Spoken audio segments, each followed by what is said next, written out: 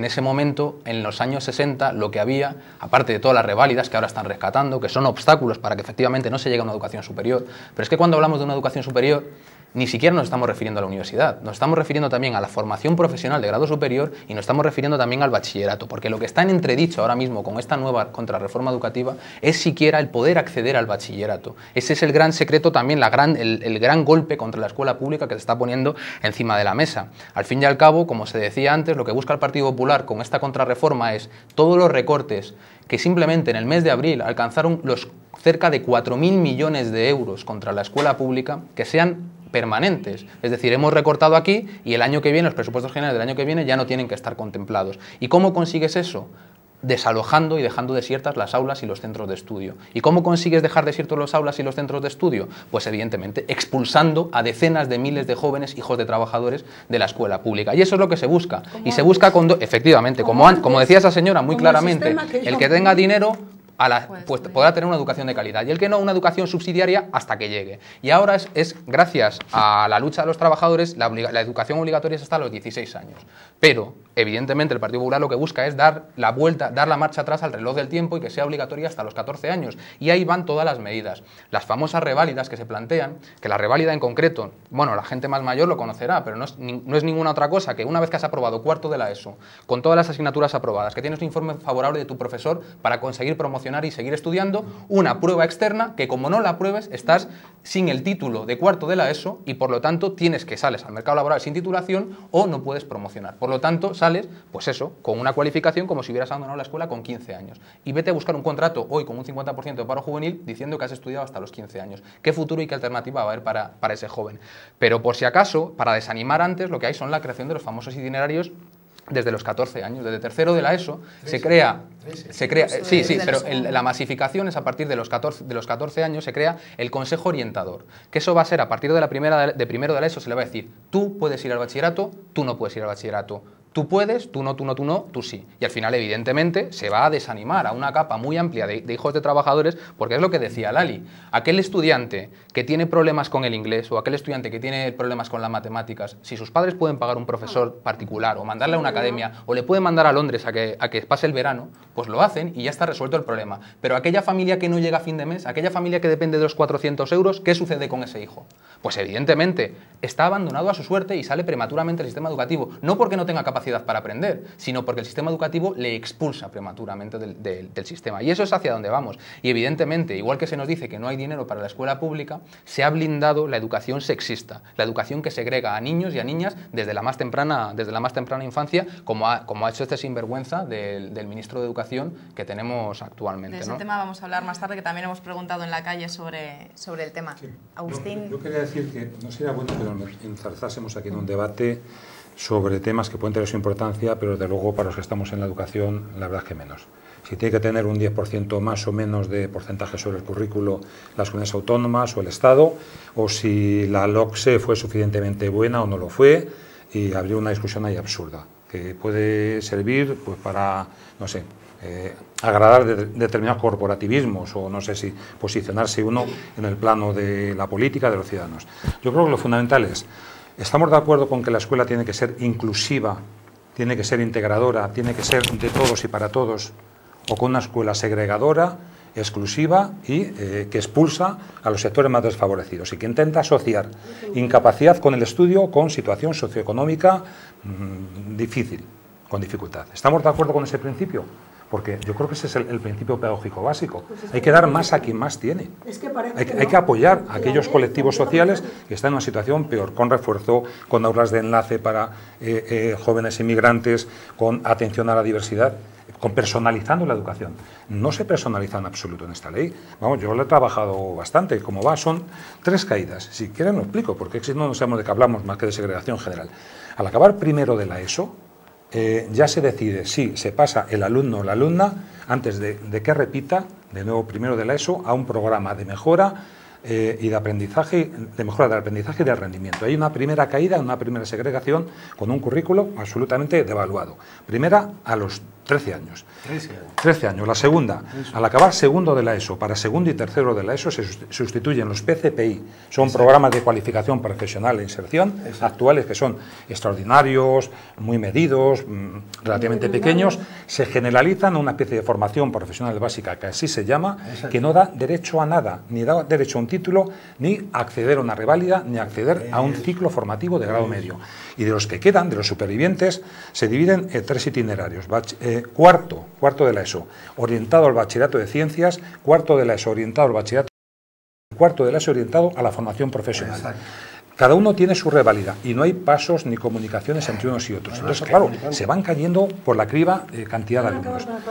No, lo que digo es que es un tema profundamente negativo y elitista. Entonces, yo creo que lo esencial aquí es, primero, si estamos de acuerdo con ese modelo de escuela de todos y para todos y de titularidad pública, también deberíamos de estar de acuerdo en que la educación no es un gasto, es una inversión muy rentable, como dicen todos los economistas, incluidos premios Nobel. Yo últimamente cito a James Headman, premio Nobel de Economía de 2000, que dice que por cada dólar invertido en educación hay una rentabilidad entre el 7 y el 10% anual.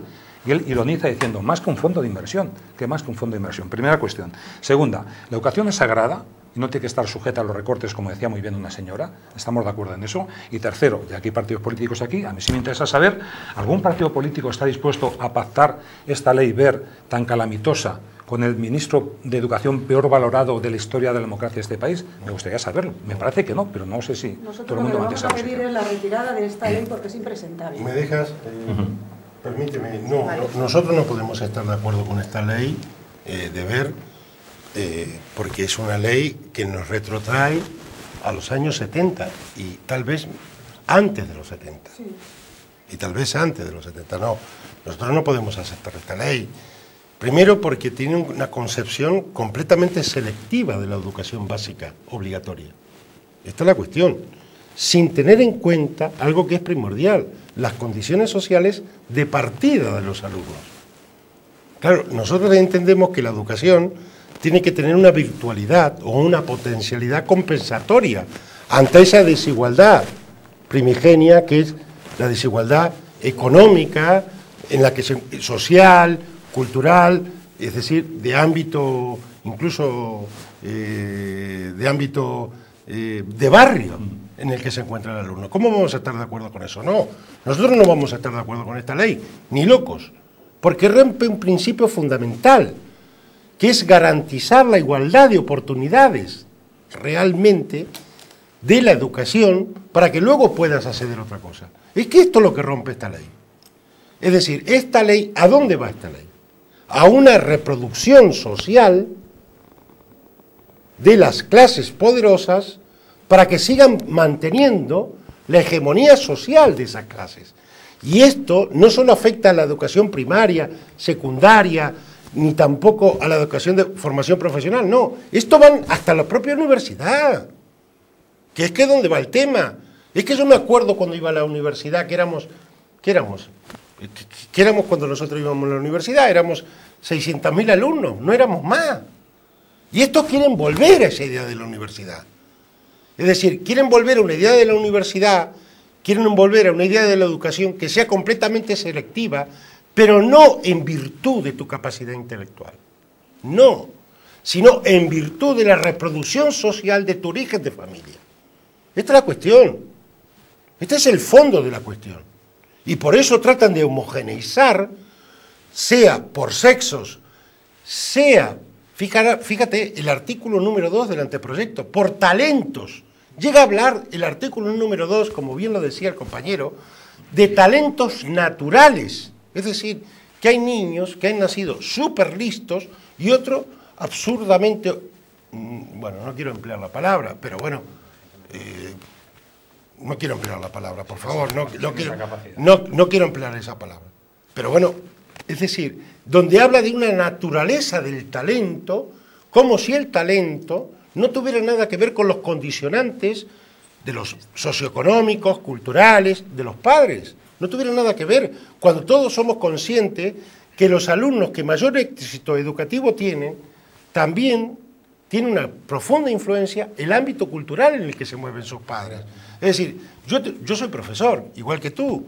sea, el problema que me he encontrado muchísimas veces es que cuando le pregunto a un alumno, bueno, pero ¿tú qué libros tienes en tu casa? Me dice, la enciclopedia del Real Madrid. Y digo, apaga.